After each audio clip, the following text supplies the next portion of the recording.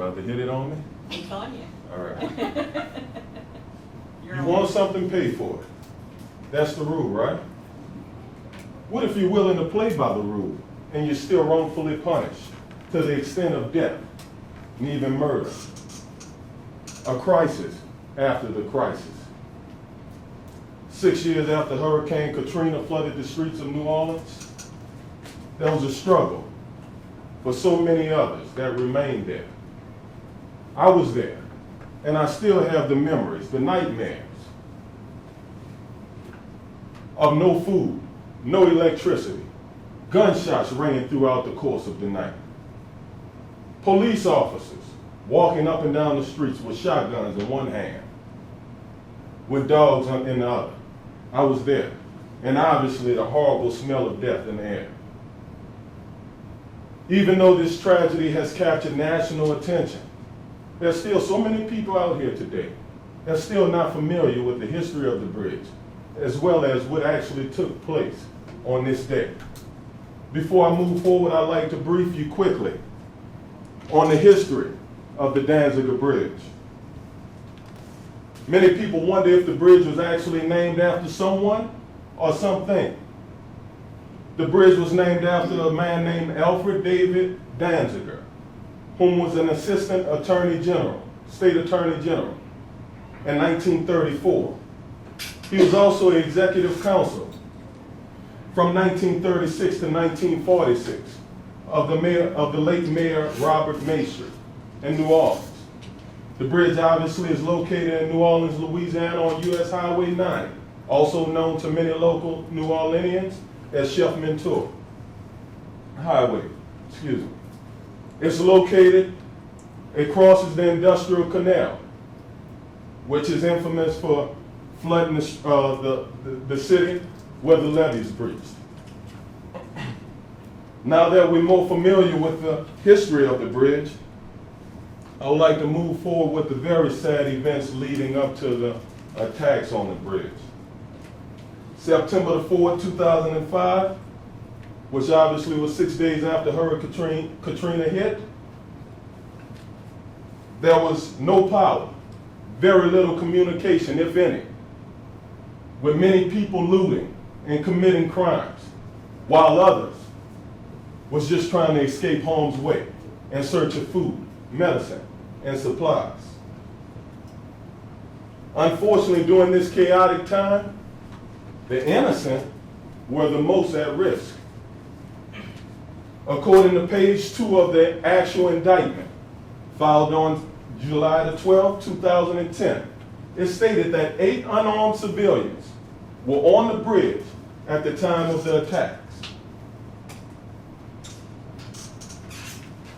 At approximately 9 a.m., officers arrived at the bridge claiming to be responding to gunfire in the air, as well as a fellow police officer being down. They arrived in a budget rental truck. When they approached the bridge, they immediately hopped out of the truck and opened fire,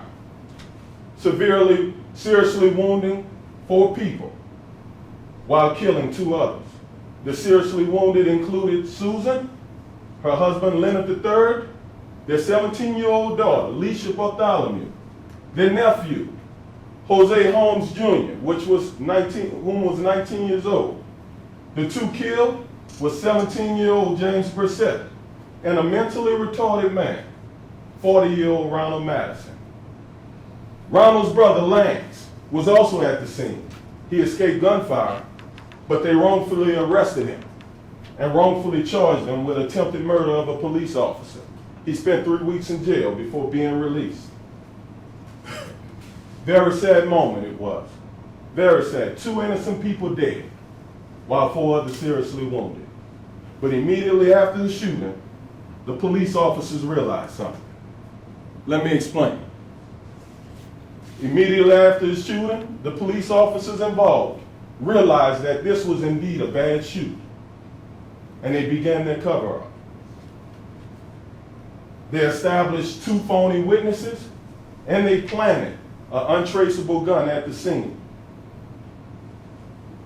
But immediately after, federal authorities intensified the situation to the point of 5 police officers coming forward with guilty pleas in hopes of receiving reduced sentences. 3 of the officers that actually pled guilty were actual shooters at the scene of the crime. And they admitted that the victims were homeless and unarmed. On August the 5th, the 5 officers were convicted of several civil rights violations. And now they face possible life sentences. Sentencing is set December 14th of this year. 6 other police officers are awaiting trial as we speak. Police officers who were sworn to protect and to serve the citizens of New Orleans turned against them during their most vulnerable state. The massacre on the bridge clearly demonstrates a crisis after a very horrific crisis, with innocent victims ending up dead, wounded, and incarcerated.